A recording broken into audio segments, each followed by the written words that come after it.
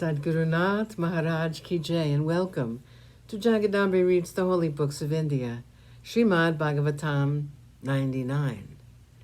As you may remember, we were learning about Atma Vidya, and now Vedavyasa is talking to us himself, and he's saying that most people are ignorant of their true nature. To them, the eternal cycle of births and deaths will always exist. It is only with the help of knowledge that the veil can be torn. This chain can be snapped. Discipline is essential.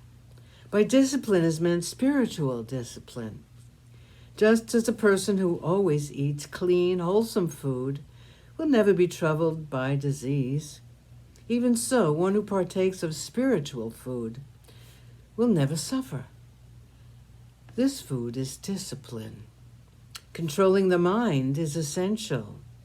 Mental concentration on the Brahman, withdrawal of the senses from sense objects, conquest of the mind in its wanderings in the morass of the senses, self-denial, speaking the truth at all times, cleanliness internal and external, compassion towards all living beings, abhorrence of stealing and avoiding receiving gifts from others.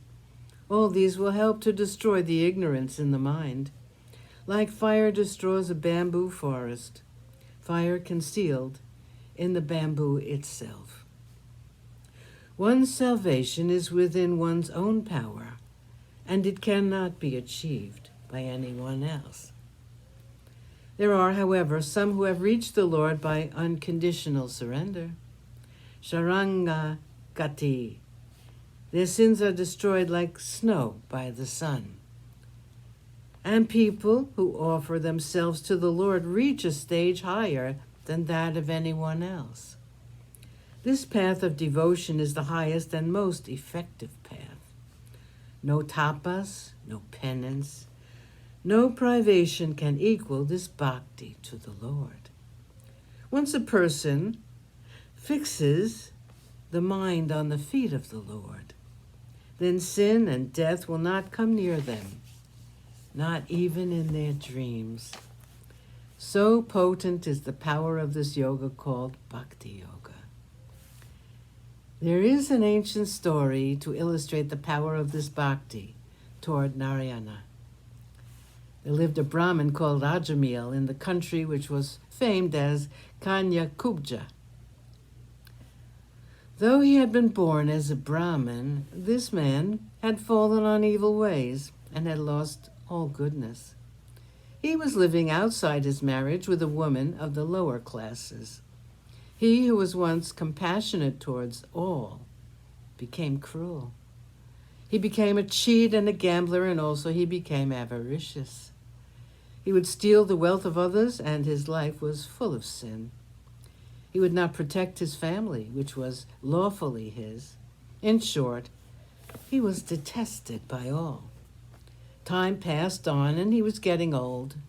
Of this low-born woman, he had 10 sons, and the youngest of them was called Narayana. He was the beloved of his father and mother.